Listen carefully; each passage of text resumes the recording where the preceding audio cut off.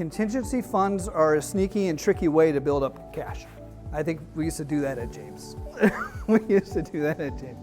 If you're a cash poor association, you can budget an expense for contingency because you're zero-based budgeting, remember? So if you budget an expense, now your contingency fund really isn't an expense, right? Because it doesn't go out the door to pay for something.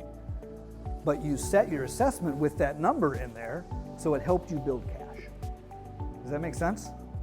So it's kind of a sneaky way, and it can kind of, you got to explain it right to your homeowners if they're going to question it. But if you're a cash poor association, that's a good way to help you get healthy, is to have that operating contingency.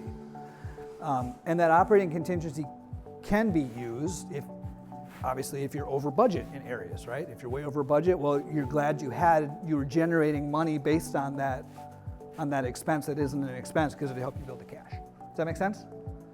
That should be your baseline goal, is never have less than 3 months of your operating cash, whatever you would generate in dues in 3 months, if that's 30,000, never be less than 30,000 throughout the year.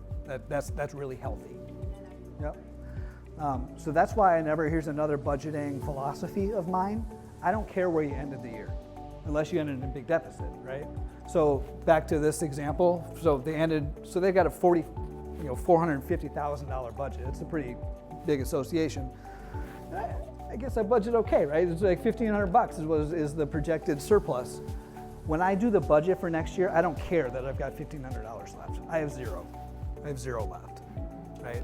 Now, if it's the other way around and I'm in a significant deficit and I need the cash, I'm going to account for that. But if you finish the year in a great position, still look at it's zero-based budget. What are your expenses? What do I need to meet it? I don't care what my cash is, right?